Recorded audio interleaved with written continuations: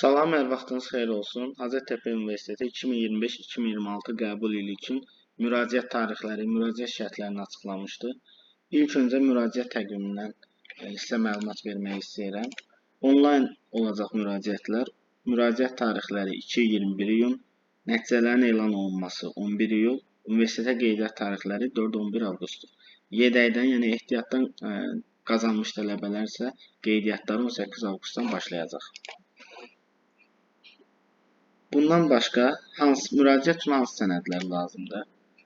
İlk növbədə attestat yoxdursa məktəbi bitirdiyinə dair arayış, imtahan nəticəsi, TRS və yaxud da SAT nəticəsi, onlayn müraciət formu, xarici pasport, bir də biometrik şəkil.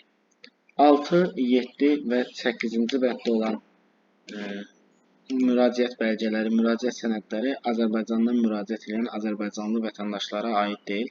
O yüzden bu sənədləri sizə məlumat vermirəm. İllik təhsil haqqları necədir Hacettepe Universitetinə? Bildiyiniz kimi Hacettepe Universiteti son illərdə illik təhsil haqqlarını dollarla almağa başlayıb.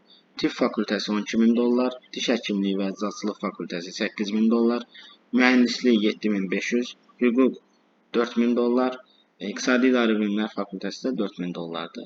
Yəni Hacettepe Universitetinə qəbul olmuş bir tələbə bakalavr üzrə ən azı 4.000 dollar illik təhsil haqqı ödəməlidir. Bundan başqa Hacettepe Universitetində hansı ixtisaslar və hansı fakültələr var? Onlara baxmaq istərdim. Hacettepe Universiteti bir çox universitetdən fərqli olaraq bir çox fakültəni özündə əks etdirir.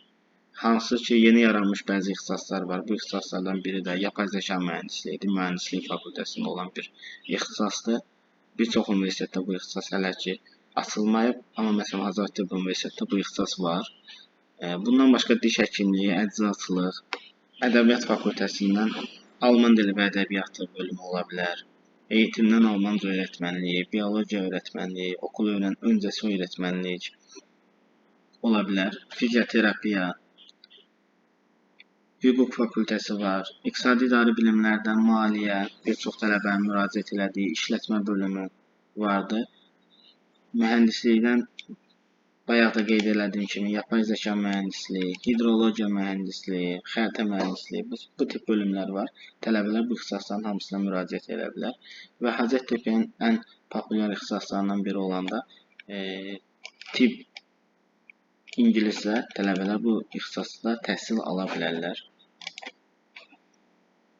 Qəbul edilən sınavlar.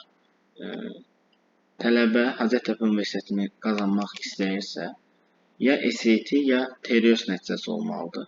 SAT-dən ən azı 1200 bal, TRS-dən isə 500 üzərindən ən azı 400 bal toplayan tələbələr Hacettepe Universitetinə müraciət edib tələbə adı qazanmağa layiq ola bilərlər.